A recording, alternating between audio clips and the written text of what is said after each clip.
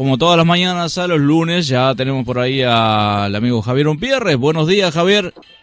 Buen día, Jorge, ¿cómo te va? Muy bien, bien por acá. Una mañana muy nublada, mucha niebla, muy feo, pero le ponemos ganas y estamos como todos los lunes tempranito esperando noticias. Te escuchamos con mucho gusto, Javier Umpierres, desde algún lugar, ¿verdad? ¿Cómo, perdón? Desde algún lugar, no sé dónde estás hoy. Bueno, estamos ya en Montevideo para comenzar hoy la rendición de cuentas que se va a empezar a tratar en la Cámara de Diputados.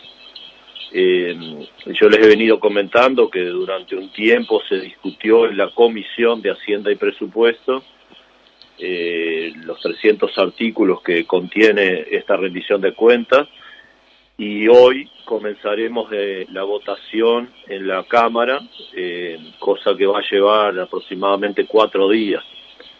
Primero se discute en general, se hace una votación en general de todo el proyecto de ley, de lo que contiene, cosa que nosotros ya les adelanto que vamos a votar negativo, y ahora por esta rendición de cuentas, y ahora digo algunos de los motivos por los cuales, y después se entra en el articulado en particular, o sea, inciso por inciso y artículo por artículo. Eso va a llevar aproximadamente 3 días más de discusión en la Cámara de Diputados.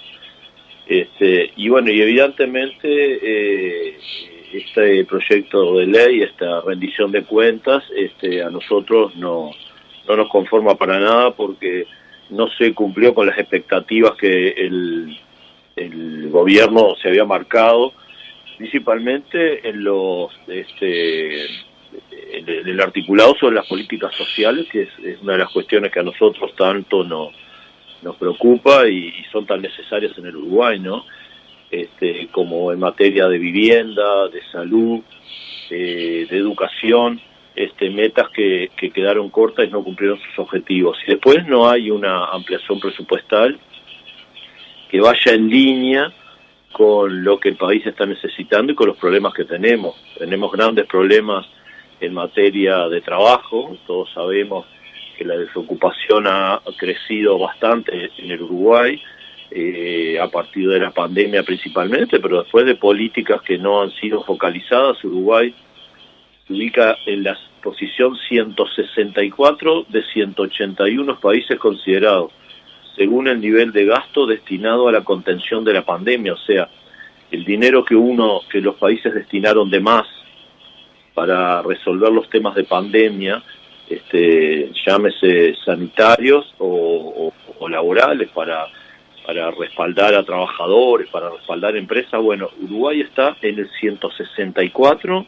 de 181, o sea, estamos en la última cola del pelotón de los que han destinado dinero a la contención de la pandemia.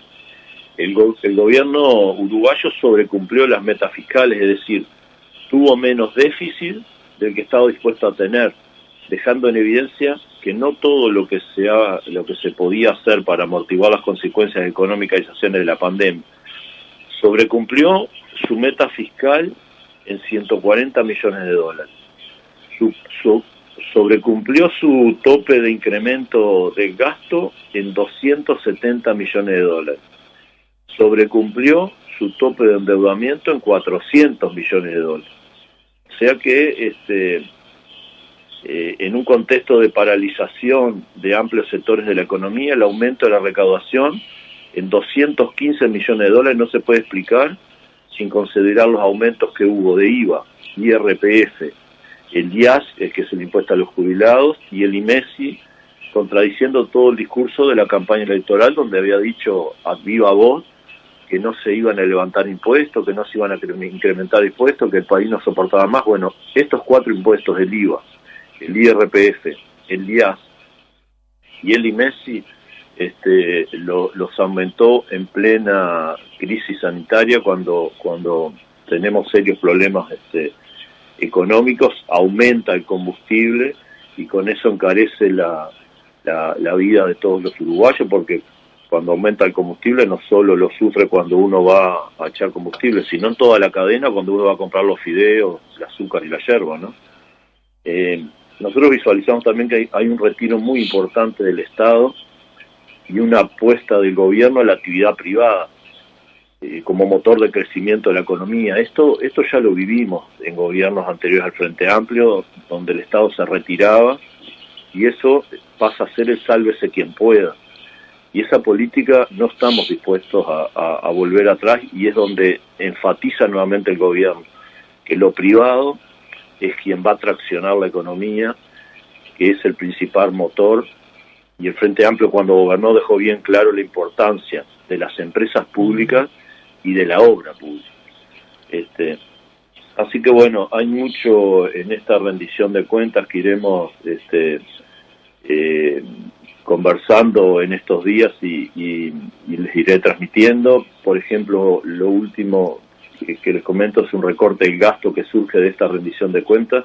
Hay un recorte de 309 mil millones de dólares, de los cuales 86 de esos 309.000 se recortan en salarios públicos, casi 100 millones para funcionamiento de las escuelas, hospitales, de los centros CAIF se recortan, entre otros gastos sociales, y 124 millones de dólares se recortaron en inversión. Eso hace un total de 309 millones de dólares. Todas las políticas y organismos sufrieron recorte en 2020, la única excepción es el Ministerio de Salud Pública, y eso es como resultado de las sentencias judiciales que tiene sobre los medicamentos de alto precio, pero además todos los organismos sufrieron recortes. En vivienda, que les decía al principio, hubo un recorte de 1.350 millones de pesos en términos reales respecto al 2019. En INAU, con más niños y más niñas para atender, tiene previsto un recorte de 20 millones de dólares. O sea, este gobierno apuesta al recorte como situación para salvar una cantidad de cuestiones que tienen que ver principalmente con ese objetivo que tiene el déficit fiscal, olvidándose que el gran ajuste lo hace sobre la gente. Y eso es lo que no estamos dispuestos a soportar. Así que bueno, en el correr de la semana, bueno, en el correr de la semana no, este espacio de los lunes, el lunes próximo estaremos dando un pantallazo de lo que haya sido esta rendición de cuentas finalmente, que reitero, se empieza a votar en el día de hoy lunes, pero con gran preocupación desde el Frente Amplio, donde a las 12:30 del mediodía hoy nosotros vamos a hacer nuestra propia rendición de cuentas, los legisladores del Frente Amplio, con la gente, en la Plaza 1 de Mayo, a las 12:30, haremos nuestra rendición de cuentas diciéndole a la gente parte de estas cosas que yo le estoy trasladando. Una situación económica innecesaria que nos está haciendo pasar el gobierno nacional con aquello del recorte, pero siempre el recorte en el que menos tienen y pagando los trabajadores y los más vulnerables. Así que bueno, es parte de lo que les quería transmitir hoy. Muy bien, Javier, como siempre, clarito, muy perfecto todo. Te agradecemos muchísimo el espacio y el lunes que viene, por supuesto, ahí tienes tu tiempo a las 9 en punto de la mañana. Que pase muy bien, buena semana, buena jornada. Bueno, un placer enorme y como siempre saludar a todos los vecinos y las vecinas de Varela, compañeros, a gente en general, y que pronto estaremos por allí compartiendo estos temas pasada la rendición de cuentas. Hasta prontito, que pase muy bien. Gracias.